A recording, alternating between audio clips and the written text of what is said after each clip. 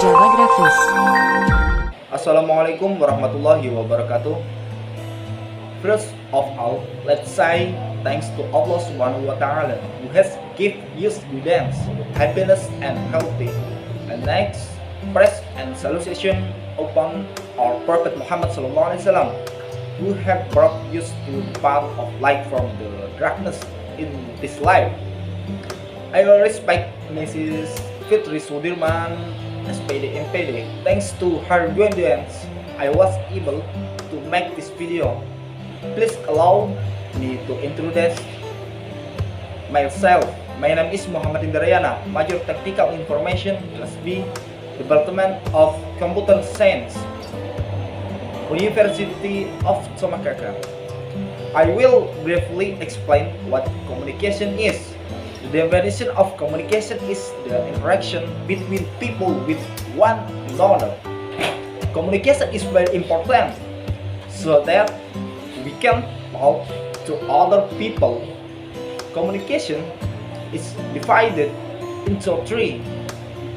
Number one, communication is human campaign.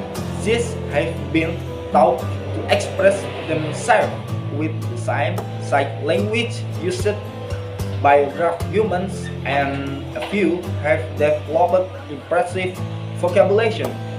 Number two, communication is a process. Expel. A friend complain about your appearance. Number three, communication is symbolic. Symbolic are used to represent things, process ID, or even in ways that make communication possible. There are 5 types of communication. Number one, the first internal communication is to listen to the little voice that lives in your mind. Take some time. The second one. Number two, the second type is the most common communication setting. The third one, small group communication, is a common tool in everyday life. The fifth mess. Communication consists of messages that are transmitted to a wide audience through electronic and print media, newspaper, magazines, television, radio, and so on. The fourth, public communication occurs when a group becomes too large for all members to contribute. The functions of communication. Communication is so important that it is necessary for physical health. Identity needs are important that if we losing communication with others, we will have no sense of identity. Social needs, in addition to helping define who we are, communication provides an important connection with other people. Practical necessity.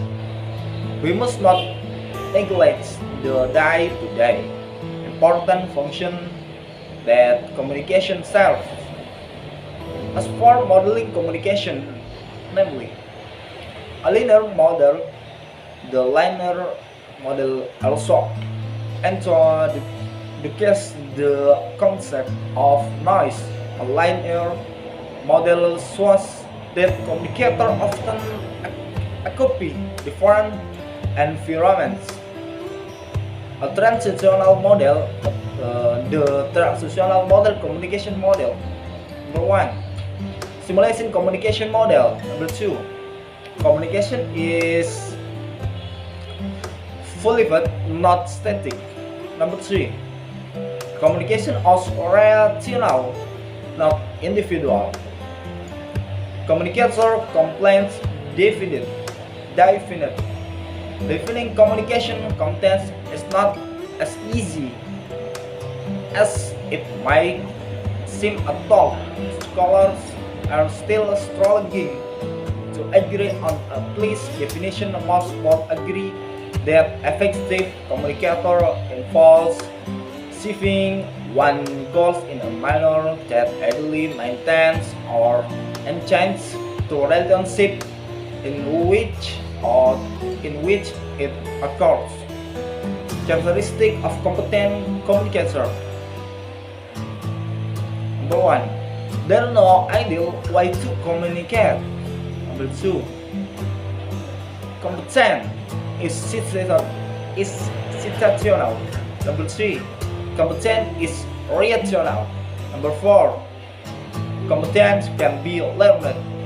Also, competent communication varies from one situation to another. Scholars have identified several common denominators to characteristic effective communication in most contexts, with range of behaviors. Ability to cause the most appropriate behavior.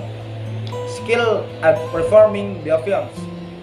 Empathy, cognitive complexity, self-monitoring, commitment to the relationship, clarifying misconceptions about communication.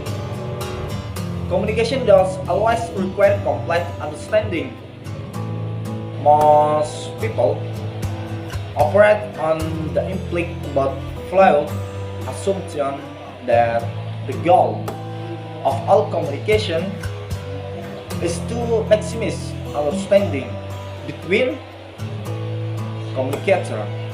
Although some understanding is necessary for use to comprehend one another's thoughts, there are some types of communication in which understanding, as we usually conceive, it is not the primary goal. Consider, for example, social ritual. How's it going? You ask. Great. The other person replies. The primary goals in exchange like this is mutual acknowledgement. There's obviously no serious attempt to exchange information. Many attempts to influence others. A quick analysis of most television commercials show that they are aimed at persuading viewers to buy product, not to understand the context of the commercial. In the same way, many of our attempts at persuading another to act as we want don't involve as desire to get the other person to understand what we want, just to comply with our wishes. Deliberate ambiguity and deceptions. When you disclaim an unwanted invitation by saying, "I cannot make it," you probably want to try to impression that the decision is really beyond your control. If your goal was to be perfectly clear, you might decide, "I don't want to get together. In fact, I'd rather to do almost anything." Then accept your invitation as chapter 3 and 6 explain in detail. We often equivocate precisely because we want to absorb our true thoughts and feelings. Coordinate action. Conversation where satisfaction does not depend on full understanding. The term coordination has been used to describe situations in which participation interacts smoothly with a high degree of satisfaction but without necessarily understanding one another well. Coordinating without understanding can be something involved more important situation. Consider the words "I love you." This phrase that I can have many meanings. Among other things, it can mean I admire you, I feel great affection for you, I desire you, I'm grateful to you, I feel greatly, I mean to you be faithful to me, or even I hope you love me. It's not too hard to picture a situation in which partners gain great satisfaction, often even over a lifetime, without completely understanding that the mutual love they profess actually is quite different for each of them. the cartoon on the previous page reflects the fact that better understanding can sometimes lead to less satisfaction. You mean you mostly love me because if been there for you, hey, a dog is there for you. The next, communication is not always a good thing. For most people, believe in the value of communication read somewhere close to parenthood in their hierarchy of important values. In truth, communication is neither good nor bad in itself. Rather, its value comes from the way it is used. In this sense, communication is similar to fire flames in the fireplace on a cold night. Keep you warm, create a cozy atmosphere. But the same flames can kill if they spread into the room. Communication can be a tool for expressing warm feelings and useful fight, but under different circumstances, the same words and action can cause bad physical and other emotional pain. No single person or even cause another's reaction. So communicative skill can often make the difference between pleasant and unpleasant outcomes. It's a mistake to suggest that any single thing we say or do because an outcome. Many factors play a role in how others will react to your communication in a single situation. Suppose, for example, that you lost your temper and say something to a friend that you regret as soon as the words escape your lips. Your friend's reaction will depend on a whole host of even besides your unjustified remark.